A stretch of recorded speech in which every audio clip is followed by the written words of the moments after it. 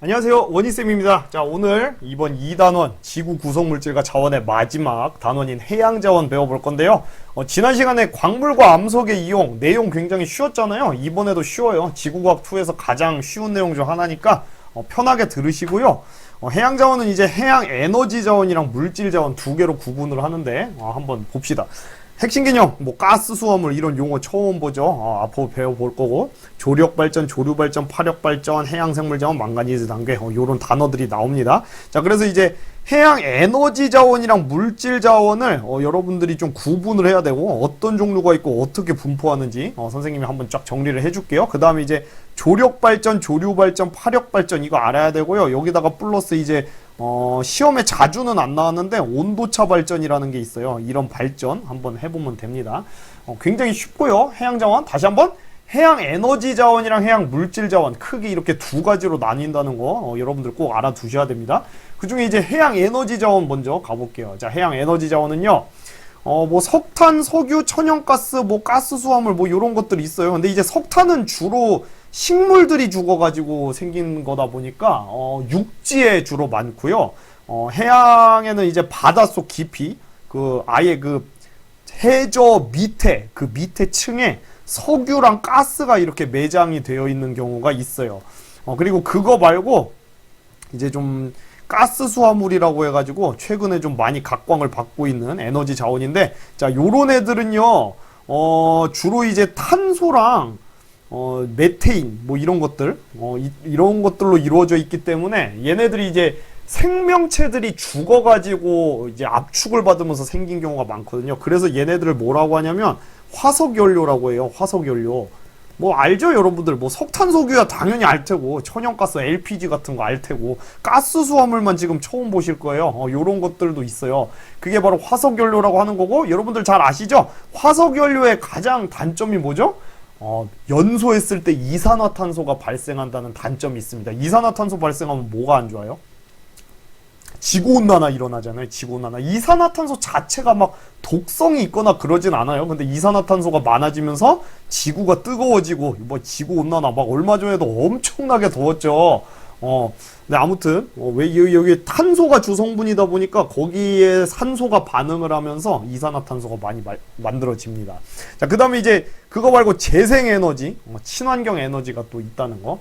자, 그래서 일단 석유라든지 석탄이라든지 천연가스 이런 것도 매장이 되어 있는데 그런 걸 이제 이렇게 막 시추를 통해서 좀 뽑아내기도 하죠. 우리나라에도 저기 밑에 여기 이제 칠광구라고 들어보셨어요? 예전에 영화도 있는데 보지 마세요. 되게 재미없어요. 칠광구라는 구역이 있는데 여기 밑에 석유랑 천연가스가 엄청나게 많이 매장이 되어 있는 걸로 여겨지거든요. 그래가지고 이거 우리나라랑 일본이랑 중국이랑 여기 있는 거 차지하려고 막 아직까지도 좀 싸우고 있는 걸로 알고 있습니다. 근데 중국이 여기다가 지들 맘대로 이미 뽑아가고 있다는데 아무튼 한번 관심 있는 사람들은 뉴스 한번 쳐보세요. 그리고 이제 가스 수화물, 여러분이 처음 보는 단어일 거예요. 가스 수화물 이거 알아두셔야 됩니다. 굉장히 중요하고요. 시험에 맨날 나와요. 메테인 하이드레이트라고 부르는데요. 가스 하이드레이트. 왜 그러냐면 이 가스 수화물의 주 성분이요 불타는 얼음이라고도 불리는데, 왜 그러냐면은 얼음에다가 메테인 분자가 섞여 있어요. 메테인. 얼음은 이제 H2O잖아요. H2O. 물 분자가 얼음이 되면 이제 육각형 구조를 이루는 거, 아실 겁니다. 몰라도 되는데, 아무튼. 그 사이사이 이제 빈 공간이 생기다 보니까 물을 얼리면은 부피가 팽창을 하잖아요. 어쨌든, 그 얼음 사이사이 빈 공간에 메테인 화학식 정도는 외워두시는 게 좋습니다. CH4.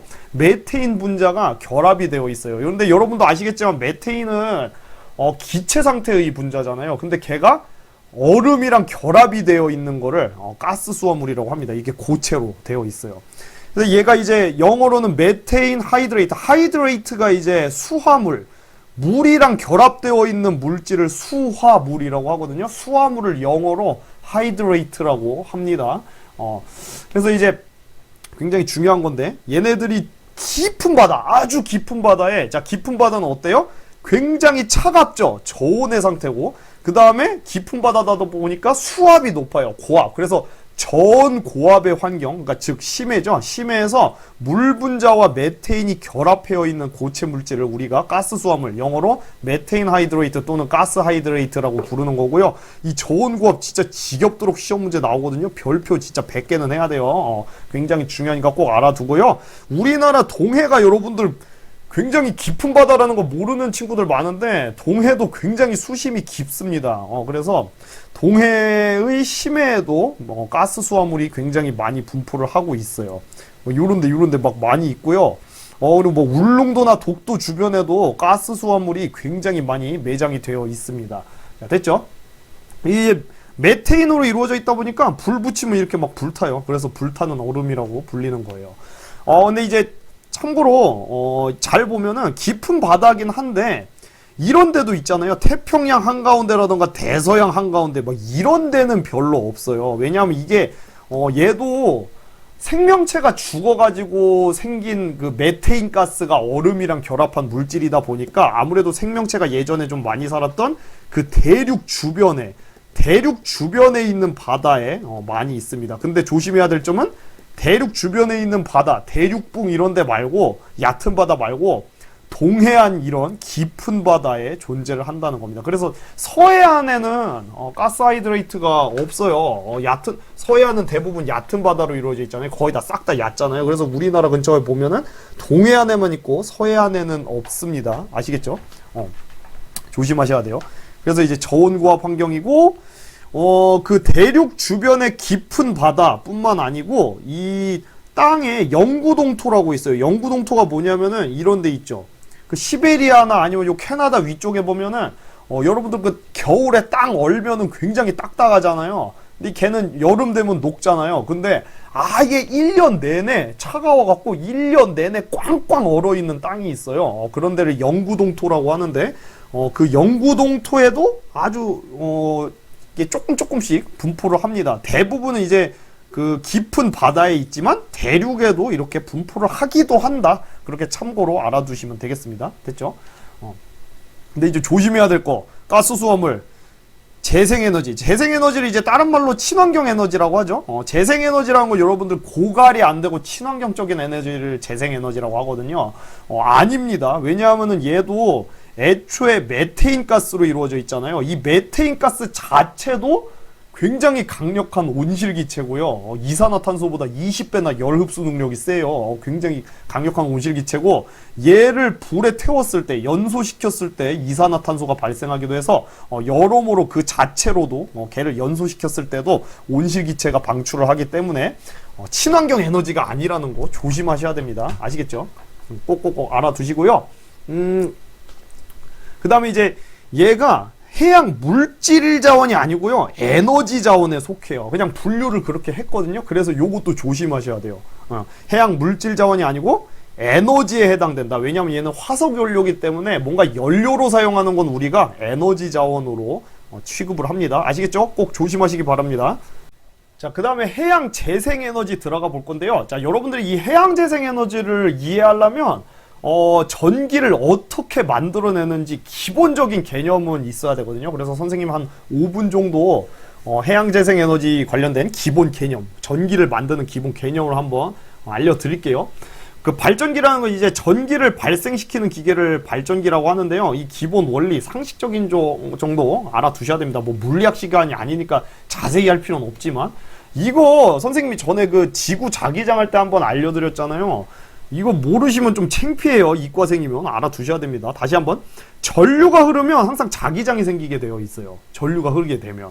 네? 그래서 막 그 왜 전기 흐르게 한 다음에 거기다 철가루 뿌리면은 막 이렇게 막 나오잖아요. 모양. 그죠? 그 다음에 이제 자기장이 변화하면 전류가 흐르게 되어 있습니다. 자, 인류가 알아낸 위대한 발견 중 하나가요. 이거를 알아낸 거예요. 자기장이 변화하면 전류가 만들어진다는 걸 알아낸 겁니다. 그래서 자, 이거 보세요. 이렇게 자석 갖다 두고요. 전선을 막 왔다 갔다 움직여요. 그러면은 이 전선에 작용하는 자기장이 변하게 되겠죠. 무슨 말인지 아시죠? 그러면서 전류가 흐르게 되는 거예요. 왜 흘러요? 이거는 이제 물리학에서 할 부분인 거고 지구과학에서는 그냥 요 정도만 아시면 됩니다. 어쨌든 전선을 움직이거나 또는 뭐 전선을 가만히 냅두고 자석을 움직여도 돼요. 하여튼 자석이나 전선 중에 하나만 움직이면 그 전선에 작용하는 자기장이 변하면서 전류가 만들어진다는 거를 인류가 알아내게 된 겁니다. 자, 그러면서 전기를 이렇게 만드는 거예요. 자, 지금 보시면 얘가 움직이는 동안은 전류가 흐르다가 멈춰 있는 동안은 전류가 흐르지 않죠. 그죠? 자기장의 변화가 없으니까. 그러면 얘를 사실 끊임없이 움직이는 게 중요하거든요. 그래서 왔다 갔다 왔다 갔다 왔다 갔다 하는 것보다는 끊임없이 움직이게 하는 가장 좋은 방법이 뭐냐면 원형으로 움직이게 하는 겁니다. 이렇게 돌리는 거예요. 뭐 자석을 돌려도 되고요. 아니면 전선을 돌려도 되는데 하여튼 둘 중 하나가 돌아가면 전기가 만들어지게 되어 있습니다. 아시겠죠? 다시 한번 이게 왜 만들어지는지는 몰라도 되는데 그냥 자석이나 전선 냅두고 하나를 돌리면 전기가 만들어진다. 자, 이걸 우리가 뭐라고 하냐면 전자기 유도라고 해요. 전자기 유도. 그리고 이 전자기 유도로 만들어진 전류를 우리가 유도 전류라고 합니다. 요 정도는 상식으로 알아두시면 좋습니다. 그래서 하여튼 돌리면 전기가 생긴다는 거고요. 지금 이 순간에도 여러분들이 쓰고 있는 이 모든 전기 있죠. 뭐 휴대폰 충전할 때도 전기 필요하고, 여러분 불 켤 때도 전기 필요하고, 냉장고부터 뭐 컴퓨터 전기 엄청 쓰고 있잖아요. 여러분도 쌤도 그렇고. 이 전기를 어떻게 만드느냐, 발전소에서 계속 돌리고 있는 거예요. 전선이든 자석이든 돌리면서 만들고 있는데, 그러면 돌리면은 전기가 만들어지는데 어떻게 돌리냐가 문제겠죠. 이거 사람이 막 돌릴 수 없잖아요. 그죠? 자동으로 돌아가게 해야 된단 말이에요. 그 방법이 이렇게 여러 가지가 있는 겁니다. 그러니까 예를 들어서 뭐 풍력 발전 같은 경우엔 뭐예요? 바람이 불면서 삐리리리릭 돌아가게 하면 전기가 만들어지는 거고, 수력 발전은 뭐예요? 파도, 폭포 떨어지면은 거기다 물레방아 같은 거 냅두면 휘리리리릭 돌아가면서 만들어지는 거고, 뭐 이런 거거든요. 근데 지금 물리시간 아니니까 다 안 할 거고, 자, 뭐 하고 있었죠, 여러분들? 해양 재생 에너지. 해양에서 쓰는 에너지 발전 방법인데 요 네 가지가 있습니다. 조력, 조류, 파력, 온도차 발전. 이 네 가지 오늘 알아보겠습니다. 아시겠죠? 이렇게 네 개 알아두시고요. 근데 요 중에서 이제 수능이랑 평가원에서 주요시 되는 건 요거 세 개긴 해요. 근데 요것도 모의고사에 나온 적이 있기 때문에 온도차 발전까지 선생님이 한번 설명을 해볼게요. 자, 그럼 조력 발전 먼저 가보겠습니다. 조력 발전은 이제 밀물이랑 썰물 여러분들 대부분 아실 텐데, 뒤에 해수단원에서도 좀 자세히 나오거든요. 근데 혹시 정확하게 모르는 친구들이 있을까봐 선생님이 용어 정리를 좀 해주면요.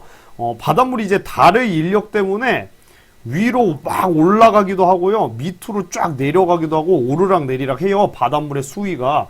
근데 이제 가장 높게 올라갔을 때를 우리가 만조라고 하고요. 가장 낮게 내려갔을 때를 우리가 간조라고 합니다. 그 다음에 이제 간조에서 만조로 물이 차오를 때를 우리가 뭐라고 하냐면 밀물이라고 하고요. 밀물. 그 다음에 저기 거꾸로 내려갈 때, 만조에서 간조로 물이 쫙 내려갈 때를 썰물이라고 합니다. 그리고 이제 요 만조와 간조의 요 차이를 조차라고 해요. 조차. 만조, 간조, 조의 차이, 조차라고 얘기를 합니다. 근데 이게 동해안 같은 경우는 그냥 조차가 굉장히 작거든요. 이만큼 올랐다 이만큼 내려갔다가 조차가 작은데, 서해안은 조차가 굉장히 크죠. 그래갖고 물이 쫙 빠져서 갯벌 다 드러나고 막 이러잖아요. 여러분들 경험 있으시죠? 근데 아무튼 이 조력 발전이란 건 뭐냐면요, 이 밀물과 썰물의 차이를 이용하는 게 조력 발전입니다. 자, 밀물 때나 썰물 때 여기 두 개가 이렇게 차이가 벌어지잖아요. 그죠? 근데 이 가운데 댐을 딱 세워갖고 여기를 막아요. 막아놨다가 수위 차이가 어느 정도 나면은 얘를 중간을 딱 뚫어요. 그러면은 수위가 높은 쪽에서 낮은 쪽으로 물이 쫙 흐르겠죠. 그죠? 그러면서 요 가운데 터빈이 막 돌아가겠죠. 물이 이동을 하면서. 그렇게 전기를 만드는 게 바로 조력 발전입니다. 아시겠죠? 자, 다시 어려운 거 아닙니다. 밀물이나 썰물 때 물을 가둬놨다가 딱 뚫어갖고 물이 높은 쪽에서 낮은 쪽으로 쭉쭉 흐르면서 터빈이 돌아가면서, 자, 돌아가면서 전기가 만들어지는 거, 이게 바로 조력 발전이라고요. 아시겠죠? 그래서 밀물 때 물을 막기도 하고요. 썰물 때 막기도 하고, 그거는 뭐 상황에 따라 좀 다릅니다. 그래서 이제 위에 있던 게 아래로 내려가면서 터빈이 돌아가는 거잖아요. 그러다 보니까 우리가 뭐라고 말하냐면, 과학에서 위에 있던 거를 무슨 에너지를 갖고 있다고 얘기하죠? 위치 에너지를 갖고 있다고 얘기하죠. 그래서 요거는 위치 에너지를 활용을 한다, 이렇게 얘기를 할 수가 있습니다. 조력 발전 꼭 알아두세요. 밀물이나 썰물 때 물을 가둬놨다가 빼면서 발전을 한다, 이렇게 글로 한번 선생님이 써봤고요. 밀물과 썰물의 조차를 이용해서 터빈을 돌려서 전기를 생산하는 방식이고, 밀물 또는 썰물 때 수문을 열어서 바닷물을 가둬놨다가 수문을 다시 열어 물을 흘려보는데, 그래 댐을 건설해야지만 활용할 수 있는 방식입니다. 자, 그래서 이제 조력 발전은 아무래도 그 조차가 큰 지역이 유리하겠죠. 서해안이 조차가 크다는 거 경험적으로도 알고 있을 텐데 꼭 알아두시고요. 그 조력 발전의 대표적인 예시가요, 그 경기도의 시화호라고 있어요. 시화호 조력 발전소. 이거는 여러분들 외워두세요. 이거는 암기로 시험에 나올 수 있거든요. 요렇게 생겼고요. 경기도에 있는 시화호. 지금 보면 여기다가 댐을 쫙 세워놓은 거예요. 왜? 물을 가둬놓으려고. 물을 가둬놨다가 딱 중간에 풀면서 여기에 터빈이 돌아가게 하면서 전기를 만드는 겁니다. 밀물이나 썰물 때 물을 가둬놓다가 푸는 거예요. 실제로는 이렇게 생겼습니다. 됐죠? 그러니까 이게 지금 안 좋은 점은 뭐냐면, 여러분들 딱 보면 이거 완전 바다를 반으로 이렇게 가둬버렸잖아요. 그죠? 가둬버렸잖아요. 그럼 여기 살고 있는 물고기나 해양생물들이 퍽이나 좋아할까요? 싫어하겠죠. 엄청 안 좋고, 이게 갯벌도 망가질 수 있고 굉장히 해양 생태계에 좀 악영향을 미칠 가능성이 높습니다. 무슨 말인지 아시겠죠? 그래서 이거는 처음 설치할 때, 그러니까 설치하고 나서는 친환경적이지만 설치할 때 여기저기 해양 생태계가 좀 작살이 날 수 있다는 큰 단점이 있습니다. 아시겠죠? 자, 조력 발전의 장단점 한번 정리해 볼게요. 이거 여러분들 요거 세 개는 기본 베이스예요. 지금 우리가 재생에너지 하고 있잖아요. 모든 재생에너지는 자, 대기오염 물질 안 나오고요. 자, 지구온난화로 일어날 수 있는 물질, 예를 들면 뭐 CO2라던가 메테인이라던가 이런 물질들도 안 나오고요. 에너지 고갈의 염려도 없어요. 그죠? 에너지 고갈, 뭐 석유 석탄은 언젠가 다 없어진다고 하잖아요. 근데 이거는 무슨 뭐 달이 없어지거나 이럴 일은 없으니까 에너지의 고갈 염려가 없습니다. 그래서 요거 세 개는 모든 재생에너지의 공통적인 장점이니까 알아두시고요. 그리고 이제 조력 발전만의 장점, 이게 중요하겠죠. 발전량을 예측하는 게 가능하다는 게 굉장히 큰 장점입니다. 왜냐하면 여러분들 예를 들어서 뭐 풍력 발전이나 이런 거면 바람이 세게 불 때도 있고 약하게 불 때도 있고 얼만큼 전기를 만들지를 예측하는 게 힘들거든요. 태양광 발전도 마찬가지예요. 뭐 어떤 날은 날씨가 맑으니까 그래도 좀 태양광 발전으로 전기 많이 만들겠네, 대략적으로는 알 수 있지만 정확하게 예측하기 힘들어요. 자, 근데 밀물이랑 썰물은 무조건 하루에 2번씩 일어나거든요. 그러면 어느 정도 발전이 일어날지를 거의 정확하게 예측을 할 수가 있습니다. 요거 꼭 알아두세요. 조력 발전의 굉장히 큰 장점입니다. 그 다음에 이제 단점은 뭐냐면, 아까도 말했지만 생태계의 교란의 위험이 있다는 거. 댐을 건설하다 보니까 생태계가 굉장히 악영향을 받습니다.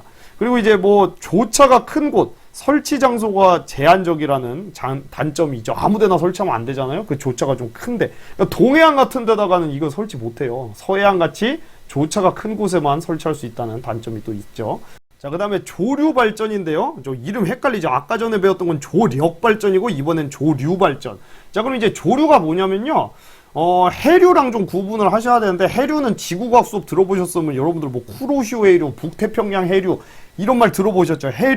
해류라는 건요, 자, 우리가 공기가 움직이는 거를 기류 또는 바람이라고 얘기를 하는데, 바닷물이 움직이는 거를 해류라고 하죠. 바람이 불면은 바닷물이 이렇게 움직이잖아요. 그걸 해류라고 해요. 근데 그거 말고 밀물이나 썰물 때문에 바닷물이 움직일 때가 있거든요. 그거를 조류라고 해요. 조류. 아까랑 좀 달라요. 여러분들 그 조력 발전에서 바닷물이 이동했던 거는 왜 그랬어요? 댐을 건설해서 인위적으로, 인간들이 인공적으로 물을 가둬놨다가 풀면서 물이 이동했던 거잖아요. 그렇게 하는 게 아니고 자연적으로도 물이 밀물이랑 썰물 때문에 이동을 하기도 해요. 그걸 우리가 조류라고 하는 겁니다. 그리고 이제 조류의 특징이 뭐냐면 지형의 영향을 많이 받아요. 그래서 동해안처럼 좀 뻥 뚫린 데는 이게 조류가 약한데, 이게 좁은데 좁은 데가 많은 이런 지형에서는 조류가 굉장히 빠를 수가 있습니다. 그게 저기 베르누이 원리라는 거랑 연관이 있는데 뭐 모르셔도 되는데요. 여러분들 경험상 바람 세게 부는 날 그 건물 사이 좁은 데나 아니면 복도 같은 데 들어가면 바람 엄청 세게 불 때 있잖아요. 그러니까 이게 물이 좁은 데로 왕창 몰리면서 갑자기 빨라지는 거거든요. 그래서 이제 이렇게 좁은 데가 많으면 조류가 빨라요. 그래서 이제 지형적으로 서해안이나 남해안이 이렇게 좁은 데가 더 많아서 동해안보다는 서해, 남해가 조류가 좀 빠른 편이고요. 그 다음에 이제 조심해야 될 점이 조차가 큰 곳이라고 해서 꼭 조류가 빠르고 그거는 아니에요. 네, 그러니까 조차가 조류의 빠르기에 어느 정도 영향을 줄 수 있긴 하지만 그거 말고 지형이라던가 다른 요소들이 또 연관이 있을 수 있기 때문에 꼭 조차가 클수록 조류가 빠르다 이거는 아니라는 거 그거 하나 주의하시기 바랍니다. 요 중에서 대표적인 곳이 여러분들 여기 아세요? 여기 진도 있는데 진도 아시죠? 여러분들 그 진도에 개 있는 게 진도개잖아요. 네? 여기가 굉장히 좁은 곳이라 조류가 굉장히 빨라요. 조류가 엄청나게 빠른 곳인데 하도 빨라가지고 바닷물이 막 휘몰아치면서 여기서 막 회오리도 생겨요. 막 이렇게 그러면서 막 바닷물이 우는 소리가 들린다. 그래서 막 울돌목 이렇게 부르는 곳인데요. 여기 알 텐데요, 여러분들. 여기 굉장히 우리나라에서 유명하신 분이죠. 이순신 장군님이 13척으로 일본 배 한 130척인가요? 뭐 거의 막 300척이랑 싸웠는데 그 중에서 130척 뭐 이긴 곳이잖아요, 여기가. 예? 아시죠? 그러니까 이순신 장군님은 지구과학을 굉장히 열심히 공부하신 분입니다.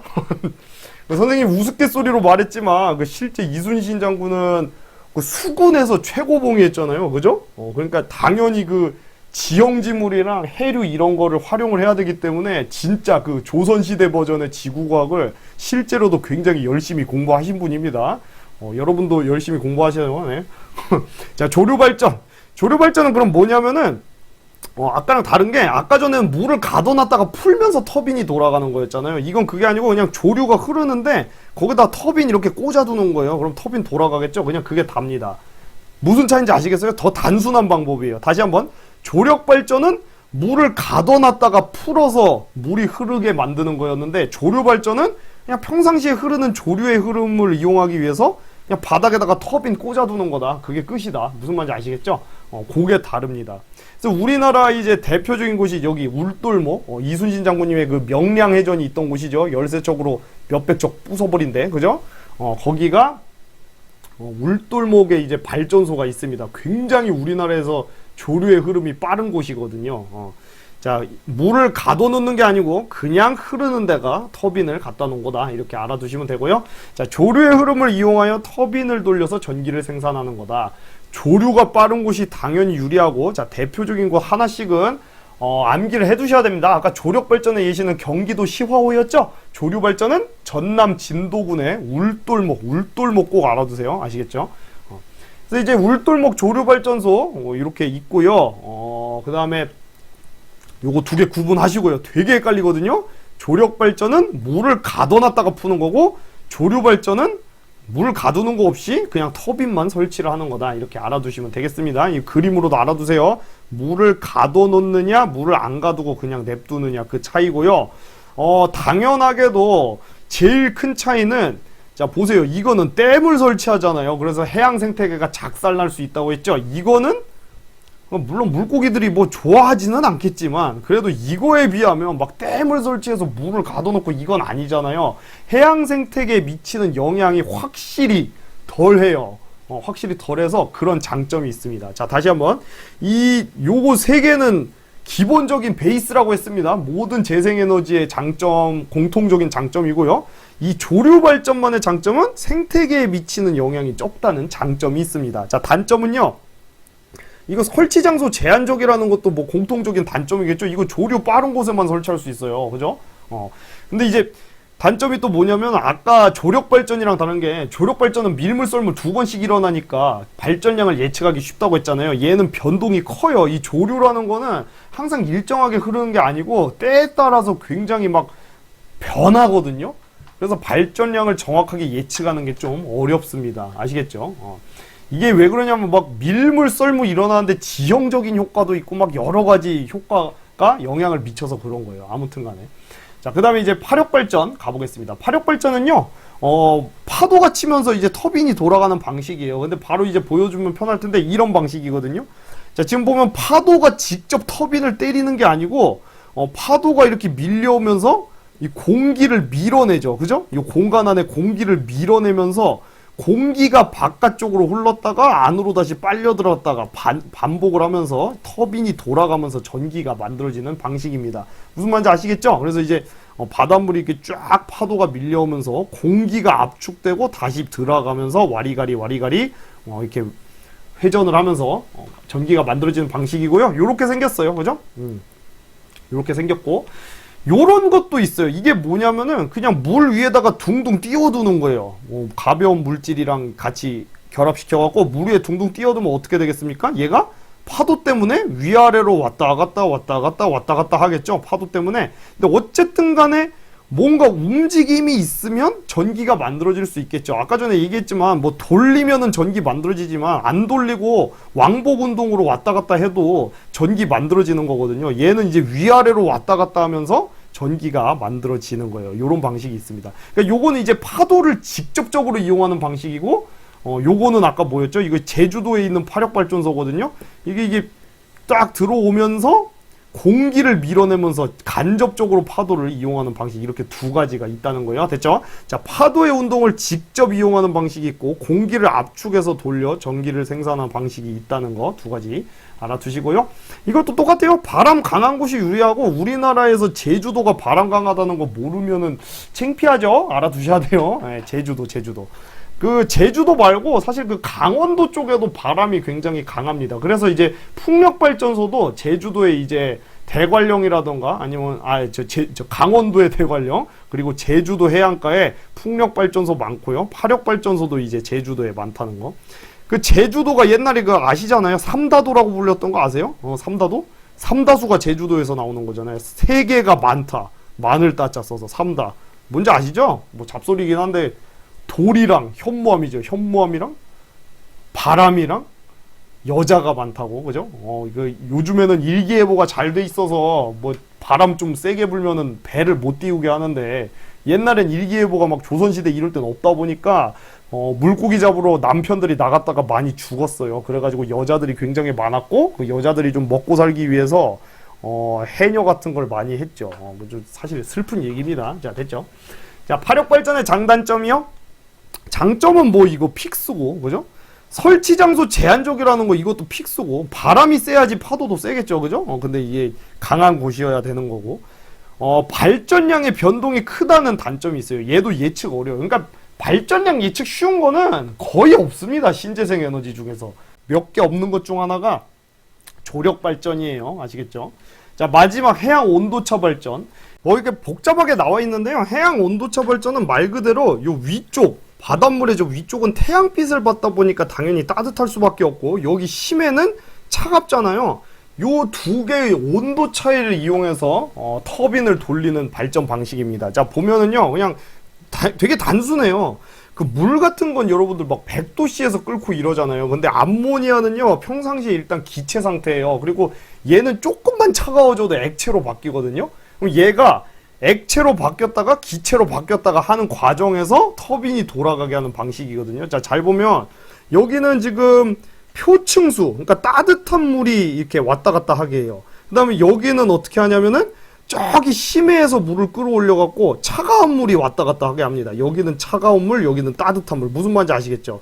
이렇게 두 개를 한 다음에, 자, 그럼 어떻게 되겠어요? 암모니아가 여기서는 지금 기체 상태, 이렇게 가다가 얘가 이제 차가운 물로 가면 다시 뭘로 바뀌어요? 액체로 바뀌겠죠? 자, 그 다음에 액체로 했다가 다시 여기로 가면은 다시 뜨뜻해지니까 기체로 되고, 다시 액체로 되고, 이렇게 차가운 물과 따뜻한 물을 이용해서 차갑게 했다가 뜨겁게 했다가 와리가리 하면서 액체 기체 왔다 갔다 할 거 아니에요. 그 과정에서 기체로 변하면서 이렇게 쫙 이 기체가 암모니아 기체가 이동을 할 때 여기다가 터빈을 냅두면 터빈이 휘리리릭 돌아갑니다. 그 기체가 쫙쫙쫙 이동하는 과정에서 이렇게 전기를 만드는 방식이 해양 온도차 발전입니다. 됐죠? 표층수와 심층수의 온도 차이를 이용해서 암모니아 같은 기체를, 액화라는 건 이제 액체로 만드는 거, 기화라는 거는 기체로 만드는 거, 왔다 갔다 하면서 터빈을 돌려서 전기를 생산하는 방식입니다. 여기 그림에서도 보이죠? 여기는 지금 표층수를 이렇게 넣고 있으니까 여기는 따뜻하게 만드는 거고, 여기는 심층수를 넣고 있으니까 여기는 뭐예요? 차갑게 만드는 거죠? 그럼 여기서 액체로 변할 거고, 여기서 기체로 변할 거고, 자, 액체에서 기체로 변한 다음에 기체가 이동하는 과정에서 터빈이 돌아가는 방식입니다. 아시겠죠? 그리고 이제 당연히 표층과 심층 수온의 차이가 큰 곳이 유리하잖아요. 자, 근데 이 심해는요, 여러분들, 그 햇빛의 영향을 안 받기 때문에 여름이나 겨울이나 1년 12달 내내 그냥 엄청 차가워요. 근데 이제 위쪽은 온도가 천차만별이잖아요. 근데 이제 위에가 온도가 그럼 뜨거울수록 유리한 거죠. 자, 위에가 온도가 뜨거운 곳, 표층 수온이 뜨거운 곳이 어디다? 열대 해역입니다. 열대 해역. 그래서 온도차 발전은요, 열대 해역에서 해야지 유리하다는 겁니다. 됐죠? 그래서 이제 정리를 하자면, 자, 요거 두 개 헷갈리는 거 조심하라고 했습니다. 조력 발전은 밀물과 썰물의 높이 차이를 이용하는데 물을 막아놨다가 푸는 거고, 조류 발전은 그냥 조류 흐름 이용하는 거고, 파력 발전은 파도 이용하는 거, 온도차 발전은 물질의 상태 변화, 액체에서 기체로 와리가리 하는 걸 이용한다는 겁니다. 됐죠? 그리고 이제 이 과정에서 에너지 변화를 좀 얘기를 해보면요. 자, 아까 전에 말했지만 얘는 물을 가둬놨다가 푸는 거기 때문에 물이 높은 데서 수위가 낮은 데로 이동을 하잖아요. 그래서 이거 에너지 전환이 어떻게 되냐면 처음엔 이제 얘가 물이 높은 데 있으니까 위치 에너지가 있는 거예요. 그리고 얘가 샥 가면서 터빈이 돌아가죠. 뭔가 돌아가니까 무슨 에너지? 운동 에너지죠. 위치 에너지가 운동 에너지로 전환이 됩니다. 그 다음에 운동 에너지로 인해서 뭐가 만들어진다? 전기 에너지를 만들어내는 방식이라는 겁니다. 자, 근데 이제 조류 발전은 그냥 그대로 조류가 흐르면서 돌아가니까 그냥 운동 에너지가 곧바로 전기 에너지로 변환되는 방식입니다. 자, 파도도 마찬가지예요. 파도가 이렇게 친다는 거는 그냥 운동 에너지잖아요. 그죠? 운동 에너지. 운동 에너지가 그냥 파도가 바로 터빈을 돌리니까 운동 에너지가 바로 전기 에너지로 변환이 되는 거고요. 온도차 발전은 이제 뜨거웠다 차가워졌다 이렇게 와리가리 하잖아요. 그걸 우리가 열 에너지라고 하죠. 열 에너지가 이제 터빈을 돌리니까 운동 에너지로 바뀌는 거고, 그 다음에 이 운동 에너지가 전기 에너지로 전환되는 방식이라는 거, 이 에너지 전환 방식에 대해서 여러분들이 꼭 알아두셔야 됩니다. 근데 이제 조력 발전이 위치 에너지를 이용한다는 게 가장 큰 특징이라고 볼 수 있으니까 이거 꼭 알아두시기 바라고요. 그 다음에 이제 근원 에너지를 물어보는 문제가 나올 수 있는데, 여러분들 그 조력 발전이랑 조류 발전의 공통점은 달이나 태양의 인력 때문에 일어나는 거잖아요. 밀물 썰물이. 그래서 그걸 우리가 뭐라고 하냐면 달과 태양의 중력에 의해서 끌어당겨지는 힘을 조력이라고 하는데, 조력 에너지가 근원 에너지라고 볼 수 있습니다. 그 다음에 이제 파력 발전이랑 온도차 발전은 근원 에너지가 태양 복사 에너지예요. 파력 발전이 왜 근원 에너지가 태양 복사 에너지냐면, 파도가 왜 치죠? 파도가 치는 이유는 바람이 불어서 그런 거잖아요. 근데 바람이 분다는 얘기는 어떤 데는 고기압이고 어떤 데는 저기압, 기압의 차이, 기체의 압력, 공기의 압력 차이가 나갖고 바람이 부는 거거든요. 근데 그 공기의 압력 차이가 왜 발생을 하느냐? 태양빛이 쬐다 보니까 어떤 데는 뜨겁고 어떤 때는 좀 덜 뜨겁고 차갑고, 이렇게 온도 차이가 태양빛 때문에 발생을 해서 기압 차이도 발생을 하는 거거든요. 그래서 파력 발전의 근원 에너지는 태양빛 에너지, 태양 복사 에너지라고 보셔야 됩니다. 온도차 발전도 마찬가지로 요 위쪽에 온도가 뜨겁고 밑에는 차갑고 이렇게 차이가 나갖고 발생을 하는 발전 방식이잖아요. 왜 뜨거워요? 태양빛 때문에 뜨거운 거잖아요. 바닷물 위쪽이. 그래서 온도차 발전도 근원 에너지가 태양 복사 에너지라는 거 꼭 알아두시기 바랍니다. 됐죠?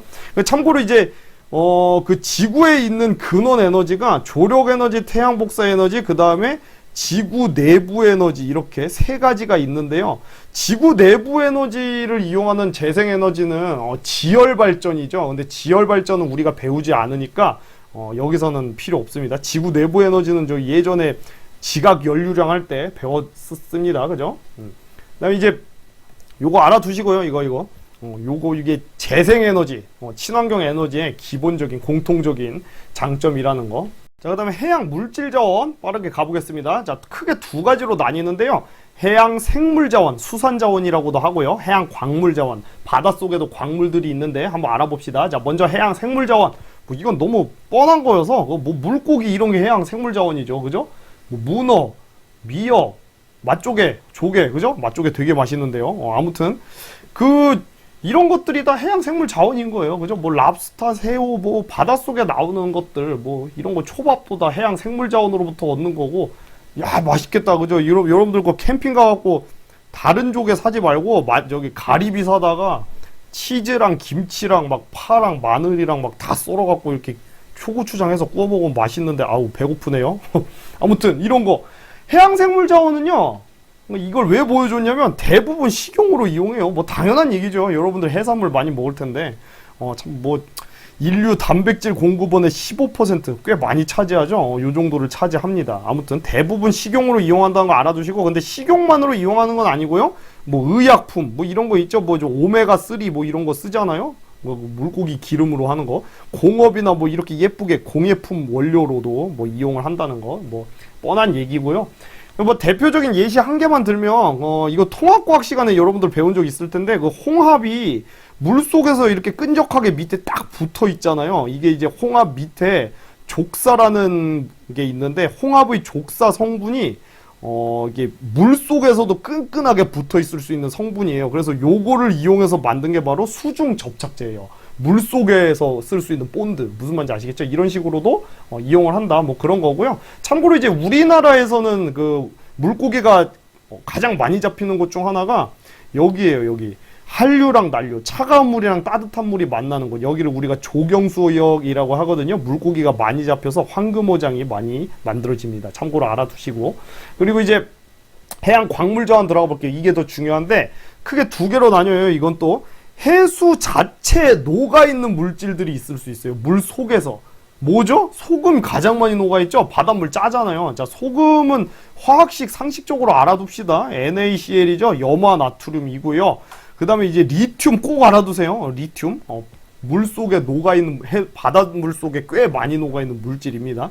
그 다음 뭐 나트륨, 마그네슘 뭐 이런 것도 있고, 그 다음에 이제 해적 광물, 망가니즈 단계. 이거 예전에 한번 선생님이 알려준 적이 있는데, 망가니즈 단계 시험 문제 굉장히 많이 나옵니다. 꼭 알아두시고요. 해저 열수광산 이런 것들이 있습니다.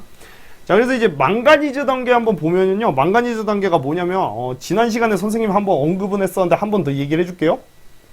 굉장히 깊은, 심해져. 깊은 바다. 이게 그냥 깊은 바다도 아니고요. 수심 막 4,000m, 5,000m 막 이렇게 깊은 곳에, 이게 동그란 것들이 떼굴떼굴 굴러다녀요. 얘를 자세히 보면 약간 이렇게 똥처럼 생겼습니다. 이렇게 생겼는데 이게 잘라보면 이렇게 생겼거든요. 이게 저 가운데 이게 핵이라고 하는데 여기에 이제 그 뭐 상어 이빨이나 물고기 똥 막 이런 것들 유기물로 이렇게 이루어져 있고요. 요 주변에 막 뭔가가 성장해갖고 광물질이 이제 바닷물 속에 녹아있던 물질들이 여기에 이게 침전이 돼가지고 쌓여갖고 천천히 굉장히 오랜 시간에 걸쳐서 조금씩 침전이 돼서 이렇게 성장을 해갖고 동글동글하게 이렇게 자라난 거예요. 근데 여기에 망가니즈라던가 뭐 니켈, 코발트, 히토류 이렇게 굉장히 유용한 광물들이 많이 농집이 되어 있습니다. 비싸겠죠. 자, 알아두세요. 망가니즈 단계고요. 망가니즈가 포함되어 있는 단계라서 망가니즈 단계라고 부르는 거고요. 뭐 이런 유용한 것들이 침전해서 공 모양의 덩어리로 성장해 있는 거고요. 그래서 이게 침전 광상에 해당됩니다. 퇴적 광상 중에서 침전 광상에 해당된다는 거 꼭 알아두시고요. 이거 중요해요. 심해저에 분포를 해요. 특히 이제 여기 보시면 아시겠지만 태평양 한가운데 엄청나게 많이 분포를 합니다. 이거 알아두세요. 태평양에 많이 분포한다는 거. 이것도 꼭 알아두시고요. 조심해야 될 점은 이것도 중요해요. 동해에는 없습니다. 예, 우리나라 동해안에는 가스 수화물은 있는데 망가니즈 단계는 없습니다. 꼭 알아두세요. 이건 암기입니다. 암기. 그래서 이게 참 망가니즈 단계가 지금도 저 태평양 심해저에 엄청나게 많이 있는데 그거를 갖다가 뭐 쉽게 끌어올 수 없잖아요. 이게 뭐 그냥 줍줍할 수 있는 것도 아니고 손으로 4,000m, 5,000m 밑에 있단 말이에요. 그래서 특수한 기술이 필요해서 이게 쉽지가 않습니다. 막 끌어올리기가. 그래서 이제 태평양에서 이제 하와이 저 약간 근처에 클라리온 클리퍼턴 해역이라는 곳이 있어요. 거기에 보면은 그 밑에 굉장히 망가니즈 단계가 많거든요. 근데 이제 여기가 어떤 곳이냐면 공해라고 해가지고, 공해라는 건 이제 공동해역이죠. 공동해역. 어떤 나라의 바다가 아니고 그냥 공용으로 있는 어떤 나라에도 속해 있지 않은 공용의 바다인데, 거기에 망가니즈 단계가 많단 말이에요. 그럼 그거 아무나 가져가면 안 되니까 그 합의를 한 겁니다. 그래서 뭐 나라마다 좀 이게 어느 정도 기술력이 되고 여건이 되는 나라들끼리 뭉쳐서 합의를 본 거고, 그 할당을 받아요. 이게 광물이 모여 있는 구역이라고 해서 그걸 광구라고 하거든요. 그 광구를 이렇게 쫙 할당을 받았습니다. 뭐 여기 빨간색은 독일 뭐 이런 식으로, 주황색은 뭐 중국 이렇게 받은 건데, 우리나라도 받았어요. 이렇게 요런데 일부 지역에서, 여기는 우리나라가 여기는 저기 찜해 놓은 거죠. 무슨 말인지 아시겠죠? 이거 교과서에 나오는 내용이라 선생님이 한번 설명을 해준 거예요. 그래서 뭐 이걸 외워야 될 필요는 없지만 요게 시험 문제로 언급은 될 수 있어요. 클라리온 클리퍼턴 해요. 그냥 한번 읽어보시면 좋습니다. 우리나라에서 광구 이렇게 확보를 해놨고요. 지금은 기술력이 안 돼갖고 뭐 다 못하고 있지만, 우리나라뿐만 아니에요. 다른 나라들도 이렇게 상용화가 돼 있진 않거든요. 그 기술이. 근데 언젠가는 저거를 캐내서 좀 돈벌이가 좀 많이 되겠죠. 됐죠? 그리고 이제 해저 열수 광상이라고 해서, 이것도 전에 한번 언급한 적이 있는데, 해령, 그러니까 해저 화산에서 이게 막 유용한 광물들이 막 뿜뿜뿜뿜뿜 막 뿜어져 나와요. 그러면서 여기에 이제 막 농집이 되는데, 그거를 해저 열수 광상이라고 합니다. 됐죠? 자, 그러면 정리해 보겠습니다. 여러분들, 이거 구분하는 것도 굉장히 중요해요. 크게 해양 에너지 자원, 그 다음에 해양 물질 자원, 이렇게 두 개로 나뉘는데, 해양 에너지 자원은 화석연료, 석유, 석탄, 가스 수화물 뭐 이런 것들이 있고요. 이거 말고 저기 하나 빼먹었네요. 천연가스도 있죠. 천연가스. 근데 중요한 건 뭐다? 가스 수화물이 중요하다고 했습니다. 그 다음에 재생에너지, 조력발전, 조류발전, 파력발전, 온도차 발전 다 얘기했고요. 해양 물질 자원에는 해양 생물 자원, 먹는데 대부분 쓰이는 거고, 해양 광물 자원, 염화나트륨, 리튬 이런 애들은 바닷물 속에 녹아 있는 거고, 망가니즈 단계는 밑에 떼굴떼굴 굴러다닌다고 얘기했었어요. 됐죠? 자, 그래서 이 가스 수화물이랑 망가니즈 단계를 비교하는 문제가 굉장히 종종 자주 출제가 됐었거든요. 그래서 이거를 한번 비교를 한 번 더 해드릴게요. 일단 이제 생성 환경은 똑같아요. 둘 다 심해저입니다. 깊은 바다에서 만들어지거든요. 저온과. 근데 이제 분포가 좀 다른 게, 가스 수화물은 이제 그냥 심해가 아니고 대륙 주변의 심해라는 차이가 있어요. 망가니즈 단계는 이제 주로 대양의 한가운데, 뭐 태평양이나 대서양 이런 한가운데 떡하니 더 깊은 심해저에 많은데, 가스 수화물은 심해는 심해인데 대륙 주변의 심해고, 그러다 보니까 이제 동해가 나름 대륙 주변의 심해거든요. 그래서 동해에는 있는데 저 망가니즈 단계는 동해에 없다는 거, 이거 꼭 알아두시기 바랍니다. 가스 수화물 동해에 있다는 거, 이거 굉장히 중요해요. 그리고 가스 수화물은 영구 동토처럼 그 육지에 또 일부 조금은 있기는 하다. 참고로 알아두시고요. 그 다음에 이제 분류, 이것도 굉장히 중요한데요. 가스 수화물은 해양 물질 자원이 아니고 에너지 자원이에요. 연료, 화석 연료니까 에너지로 들어가요. 근데 이제 망가니즈 단계는 해양 물질 자원이고요. 자, 물질 자원이 두 개로 나뉘었죠. 해양 생물 자원이랑 해양 광물 자원으로 나뉘는데, 그 중에서도 해양 광물 자원이라는 거 꼭 알아두시기 바랍니다. 중요합니다. 자, 그 다음에 성분은 가스 수화물은 얼음, H2에다가 플러스 메테인, CH4, 이게 두 개가 결합이 되어 있는 거고요. 그 다음에 이제 요 망가니즈 단계는 망가니즈가 많이 포함이 되어 있는데, 그거 말고도 뭐 철구리, 니켈, 코발트, 히토리움, 뭐 하여튼 굉장히 유용하고 값비싼 금속 광물로 주로 이루어져 있다는 겁니다.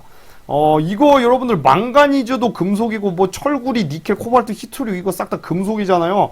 이 망가니즈 단계가 금속 광물이라는 거 꼭 알아두셔야 돼요. 금속 광물로 이루어져 있다는 거. 그러다 보니까 망가니즈 단계는 뭐가 필요하다? 재련이 반드시 필요합니다. 이거 알아두세요. 됐죠? 자, 이렇게 해양자원 선생님이랑 해봤고요. 뭐 이것도 어려운 내용 없었죠. 문제도 굉장히 쉽습니다. 그냥 일시정지 눌러가면서 바로바로 풀어보세요. 자, 바로 들어갑니다. 자, 문제 푸세요. 일시정지 누르고. 자, 그림은 파도의 운동 에너지를 이용하는 어느 발전 방식을 나타내는 것이다. 아, 이거는 파도 위에 띄워놓고 직접 와리가리 파도를 직접 이용하는 방식인 거죠. 이거 수능에 나왔었어요. 근데 이걸 모른다고 하더라도 자, 기억번 파력발전, 뭐 파도의 에너지 이용했으니까 당연히 파력발전이겠죠. 니은번 재생 가능한 에너지, 뭐 당연한 얘기고, 주된 근원 에너지는 지구 내부 에너지 아닙니다. 뭐였죠? 태양 에너지예요. 태양 복사 에너지. 그러니까 틀렸고, 이건 뭐 금방 맞출 수 있어요. 수능 1번 문제로 나왔던 거. 자, 넘어가겠습니다. 뭐 요런 것도 나와요. 이거는 이제 뭐냐면 외워서 푸는 문제가 아니고 자료 해석 문제예요. 자료 해석 문제. 이런 거 종종 나오니까 정확하게 보셔야 됩니다. 자, 그림은 우리나라 주변 해역 중 ABC 구역을, 표는 각 구역에서 발전 방식에 따른 이론적 잠재량을 나타낸 거래요. 그럼 여기서 뭐 이론적 잠재량이 뭐냐, 뭐 이런 건 구체적으로 알 필요 없고 수치만 보시면 됩니다. 조류발전, 조력발전, 파력발전 뭐 이렇게 나와 있고 ABC에서 각각. 자, 기억번 파도의 에너지를 이용한 발전 방식. 이거 지금 파력발전 말하는 거죠. 파력발전의 이론적 잠재량은 어디서 제일 커요? B에서 제일 크죠. 그래서 기억번 틀렸습니다. 니은번 조력발전의 이론적 잠재량분의 조류발전의 이론적 잠재량 뭐가 제일 크냐고 물어봤는데 지금 요게 제일 크려면 자, 조류발전의 이거 뭐 그냥 각각 해볼까요? ABC?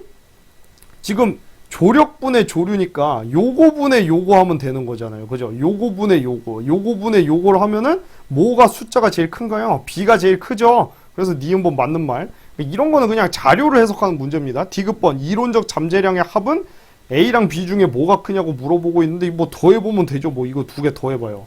그죠? 두 개 더해보면은 요 밑에 거 두 개 더하게 더 크네요. 그죠? 그래서 B가 A보다 크다. 맞아요. 그래서 정답이 5번이죠. 5번입니다. 그러니까 요런 문제가 공부를 아무리 잘하는 학생도 실수로 하면 틀릴 수 있는 문제고, 공부를 하나도 안 하는 학생도 풀 수 있는 문제인 거죠. 억울하게 틀리지 말고 잘 보셔야 됩니다. 자, 요거 한번 가볼게요. 그림 가완하는 각각 조력발전이랑 파력발전. 자, 기억번 해양에너지 자원 이용한 거 맞고요. 재생 가능한 거 맞고, 다시 한번 재생 가능하다는 의미는 뭡니까? 에너지 고갈에 염려가 없고 친환경적인 걸 재생 가능하다고 합니다. 디귿번 생산 가능한 전력량은 바람의 영향을 받지 않는다. 이거 두 개 공통적인 설명 물어봤잖아요. 이거는 바람의 영향을 받죠. 얘는 바람 영향을 거의 안 받아요. 얘는 밀물썰물이니까. 근데 파력발전은 바람의 영향을 받으니까 틀렸습니다. 정답 3번이고요. 자, 해양자원 중 광물자원과 에너지자원으로 이렇게 분류를 했어요. 그래서 광물자원에 리튬, 소금, 이거는 바닷물 속에 녹아있는 거라고 했고, 망가니즈 단계는 밑에 떼굴떼굴 굴러다니는 거라고 했습니다. 에너지자원은 화석연료 있다고 했는데, 화석연료 뭐 있는지 복습해볼까요? 석탄, 석유, 그 다음에 뭐 있어요? 천연가스, 가스 있고, 근데 얘네들은 중요한 거 아니고 뭐가 중요하다고 했었죠? 가스 수화물도 화석연료예요. 아시겠죠? 요거 중요하다고 했습니다. 그 다음에 뭐 파력에너지 뭐 기타 등등 있는데, 자, 기억번 기억은 망가니즈 단계는 금속 광물 포함합니다. 망가니즈도 금속이에요. 그 다음에 니은번 니은은 재생 가능한 에너지 맞고, 조력 에너지는 디귿에 해당된다. 뭐 이것도 맞는 말이죠. 그죠? 그래서 정답은 5번입니다. 자, 다음 문제예요. 표는 해양자원 가와 나의 특징 나타낸 건데, 지금 보니까 뭐 망가니즈, 철, 코발트 이런 거 침전돼 갖고 공 모양. 이거 뭐예요?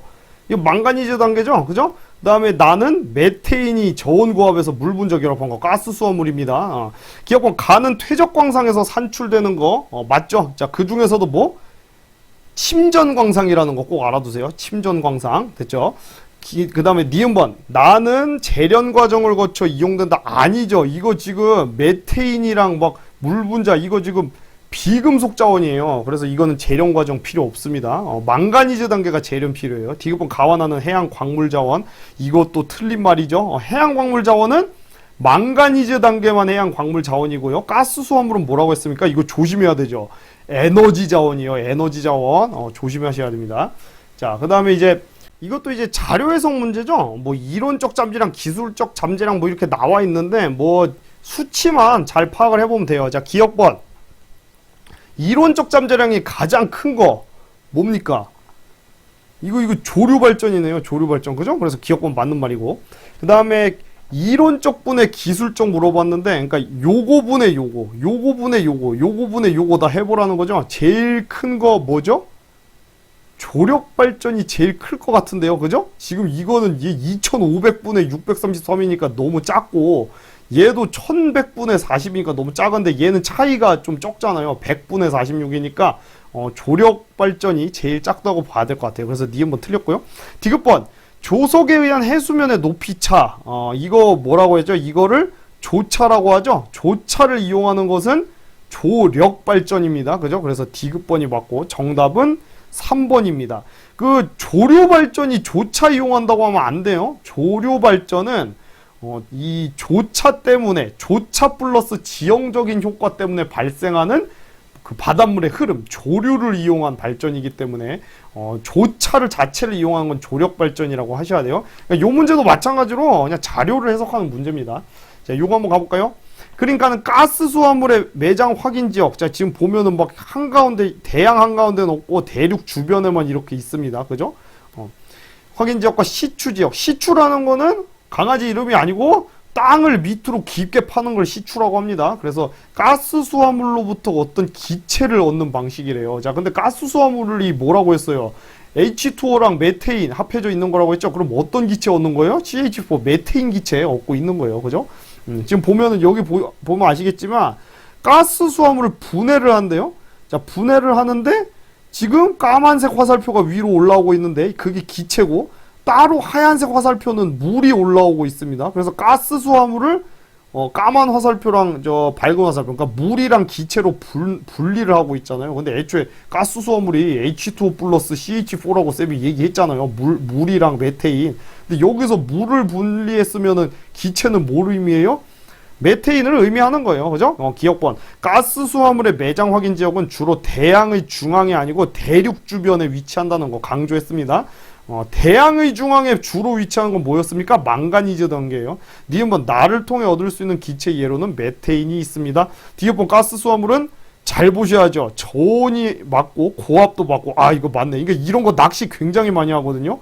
예? 이거 뭐 고온이라고 한다든지 저압이라고 한다든지 이런 거 낚시 조심하셔야 돼요. 정답 4번이고요. 넘어갈게요. 이거 볼까요? 해양에너지 자원 이용한 거 조류발전, 조력발전, 해양온도차 발전 중 하나라고 했는데 조차가 5m 이상, 조차 이용하는 건 조력이라고 했고 조류 흐름 이용하는 거는 조류라고 했고 조류발전. 온도차, 온도차. 이거 그냥 답이 다 나와 있네요. 기억번. A는 날씨와 계절과 관계없이 발전할 수 있죠. 밀물썰물이 겨울엔 안 일어나고 그런 거 아니잖아요. 항상 일어나요. 니은번.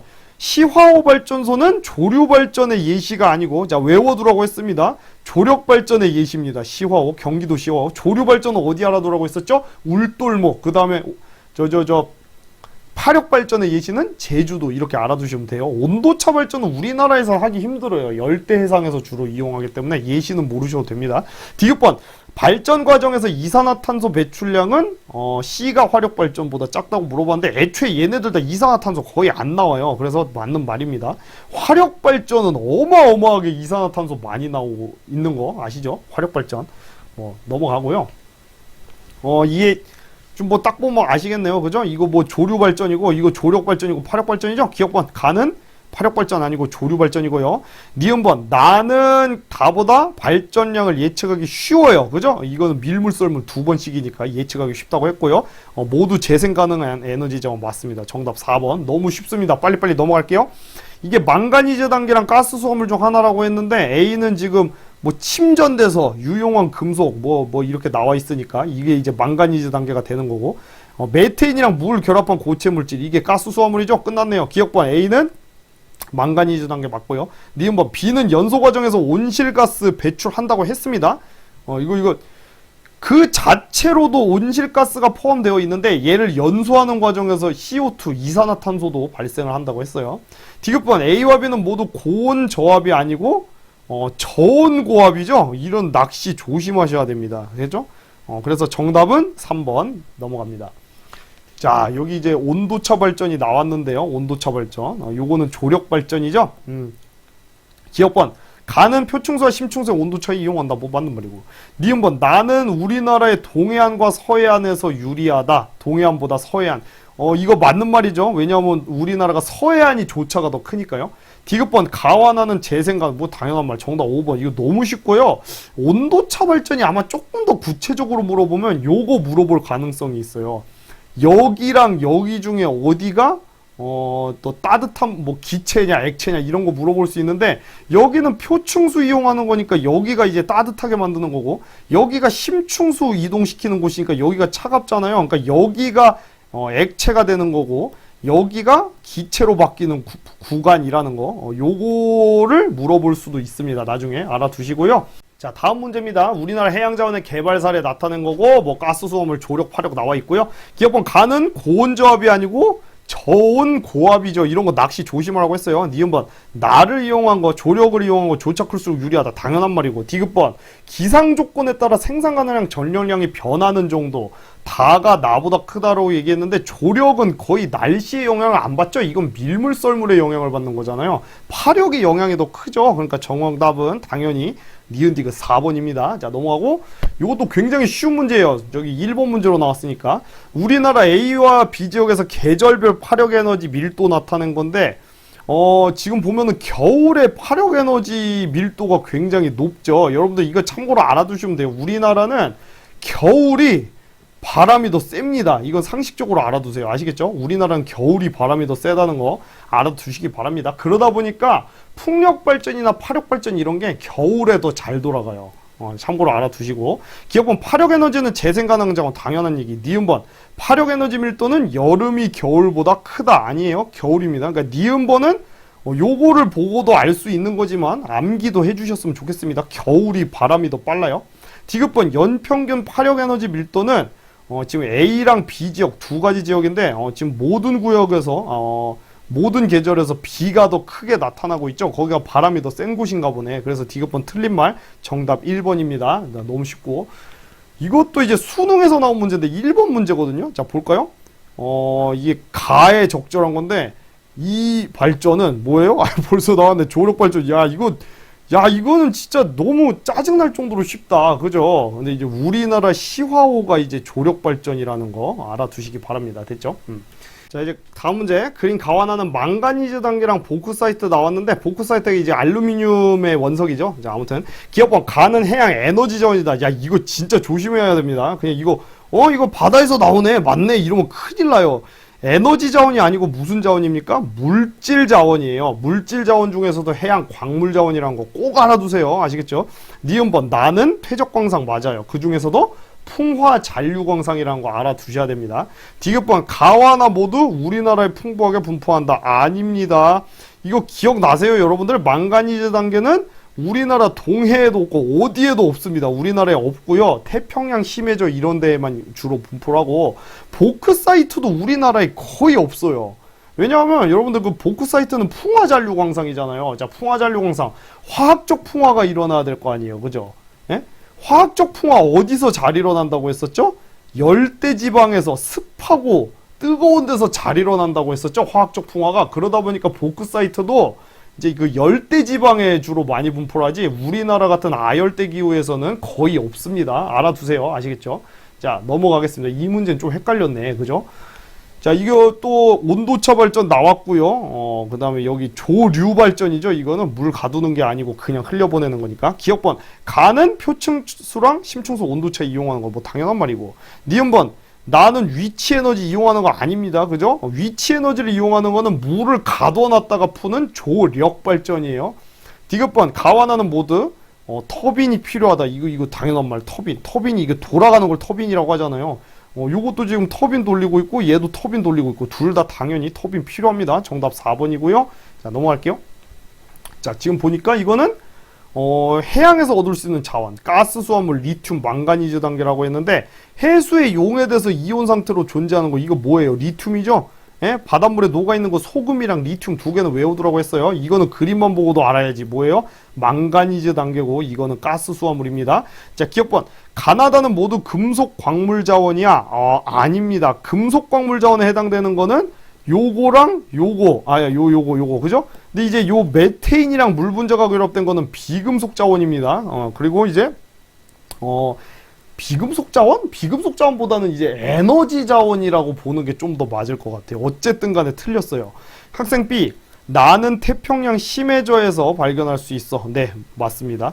C, 다는 연소 과정에서 온실기체를 배출하지 않는 게 아니고 배출 많이 합니다. 그래서 정답이 2번입니다. 학생 B가 만약에 저기 동해에서 발견될 수 있냐 하면은 틀린 말이죠. 그거 조심하셔야 됩니다. 자, 다음 문제. 자, 그림 가는 조류 발전. 그 다음에 이제 우리나라 해역에서 조류의 유속이랑 조차 분포를 나타낸 것이다. 이렇게 나와 있는데요.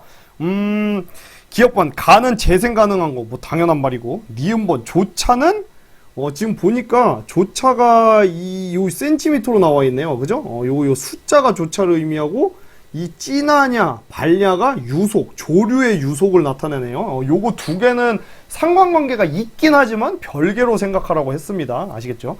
그 다음에 이제 조차가 A 해역이랑 B 해역을 보면은 A가 좀 수치가 주변이 300이니까 A가 좀 더 크다고 봐야겠죠? 그래서 니은번 틀렸고, 이거는 그냥 자료 해석 문제예요. 그 다음에 이제 디귿번을 보면 가는 B 해역보다 조류의 흐름을 이용한 거니까 이거는 조류를 봐야 되겠죠? 그러니까 A랑 B를 보면은 어디가 유리한 거예요? B가 지금 유속이 더 세죠, 진하니까. 그러니까 B가 더 유리한 거니까 틀려서 정답 1번입니다. 그러니까 요 문제 조심하셔야 되는 게 뭐냐면 지금 잘 보면 A가 조차는 더 크죠? 그죠? 조차는 A가 더 커요. 밀물이랑 썰물 때 막 물이 확 위로 바뀌는데도 불구하고 유속은 B가 오히려 더 크죠. B보다 A가 더 작아요. 그러니까 이렇게 조차가 클수록 유속도 따라서 크다. 이거는 조금 틀린 말이에요. 그러니까 조류랑 조차는 연관성은 있지만 다른 지형적인 효과나 이런 것도 있기 때문에 약간은 별개로 생각을 하라고 했습니다. 됐죠? 조심하셔야 되고요. 자, 넘어가서 다음 문제. 그림가는 우리나라 주변 해역의 연평균 파력 에너지 밀도예요. 파력 에너지. 그리고 이제 우리나라 월별 파력 에너지 밀도 이렇게 나왔는데, 자, 기억본 파력 에너지는 재생 가능한 거 뭐 당연한 얘기고, 니은번 연평균 파력 에너지 밀도는 이거 뭐 자료 해석이에요. 이것도 진할수록 파력 에너지가 센 건데 B에서 A로 갈수록 연해지고 있으니까 증가하는 거 아니고 감소고. 디귿번 나에서 파력 에너지 밀도는 이것도 아까 나왔던 문제랑 비슷하죠? 겨울이 대체적으로 더 수치가 크니까 디귿번 맞는 말입니다. 그래서 정답이 4번인데 선생님은 요거 외우면 좋겠다고 했습니다. 겨울이 바람이 세니까 파력 에너지를 더 많이 활용을 할 수 있다. 이런 말이고요. 자, 그 다음에 요거 그림은 현재 가동 중인 친환경 에너지 발전 방식의 일부를 나타낸 것이다. 이거 조력, 그죠? 물 가두고 있으니까. 이거는 조류, 이거는 파력 발전. 1번 A는 조석간만의 차가 큰 곳에서 유리한 것, 뭐 당연한 얘기고. 2번 A씨의 근원 에너지는 모두 조력 에너지. 이거 아닙니다. 정답이 2번이네요. 왜냐하면 얘네 둘은 조력이 맞는데 이거는 근원 에너지가 보다 태양 복사 에너지라고 했습니다. 3번 B는 날씨나 계절에 관계없이 발전할 수 있어요. 이거는 그냥 조류가 뭐 저기 겨울에는 별로 안 흐르고 이거 아니거든요. 조류도 밀물 썰물 때문에 생기는 거기 때문에 날씨랑 계절이랑 상관없습니다. 4번 A가 B보다 해양 생태계에 미치는 영향이 크다고 했죠. 이거는 막 댐을 건설해야 되니까 작살 난다고 했습니다. 생태계. 그 다음 5번 A는 C보다 생산 가능한 발정량을 예측하기가 더 쉬워요. 밀물 썰물 하루에 2번씩 이뤄내니까 정답 2번이고요. 자, 넘어갈게요. 이게 이제 오늘의 마지막 문제입니다. 자, 그림은 우리나라가 가스 하이드레이트와 망가니즈 단계를 탐사하고 있는 해역 A와 B로 순서 없이 나타낸 거예요. 가스 하이드레이트. 가스 수험을 얘기하는 거죠. 망가니즈 단계 요거 두 개. 자, 그러면 이거 보고 알아야 돼요. 자, 이거 동해안에 있는 A가 뭐겠습니까? 이게 가스 수화물, 가스 하이드레이트가 되는 거고요. B는 이제 좀 중간에 있잖아요. 아무래도 동해에 있는 게 가스 하이드레이트, 요거는 망가니즈 단계 이렇게 되겠네요. 그죠? 그러면 자, 기억번 A에서 탐사하는 자원에는 온실 효과를 증가시키는 물질이 포함되어 있습니다. 자, 그 뭐였죠? CH4였어요. 그죠? 그리고 포함이 되어 있기도 하고 걔를 불에 태워서 연소시켰을 때 CO2가 나오기도 하고 사용할 때도 그렇고 그 자체로도 온실 효과를 증가시키는 물질, 온실기체가 포함이 되어 있습니다. 그래서 가스 수화물이요, 사실 최근에 굉장히 각광을 받았어요. 왜냐하면 일반적인 메테인 가스는 부피도 크고 그 가스를 막 운반하는 것도 힘들고 그러잖아요. 근데 이거는 고체고 압축에 돼 있다 보니까 좀 운반하기도 쉽고 저장하기도 쉬우니까, 그 다음 빽빽하게 몰려 있으니까 좀 각광을 받았는데, 그래도 여전히 뭐 천연가스든 석유든 석탄이든 가스 수화물이든 온실 효과를 일으키는데 안 좋은 영향을 미친다는 건 똑같습니다. 니은번 B에서 탐사하는 자원은 재련 필요합니다. 왜 필요하죠? 금속 광물 자원이니까, 그죠? 디귿번 A와 B에서 탐사한 자원은 당연히 둘 다 고체 상태입니다. 그래서 정답 5번이에요. 자, 여러분들 이렇게 해서 문제 쫙 풀어봤고요. 어려운 거 없었죠. 굉장히 쉬웠고 그냥 암기할 것만 좀 있어서 여러분들이 조금 짜증은 날 수 있지만 내용은 굉장히 쉬웠습니다. 자, 이제 또 대단원 두 번째가 끝났네요. 다음 시간에 또 비장한 각오로 새로운 단원 또 힘차게 들어가 봅시다. 자, 여러분들 고생 많으셨습니다.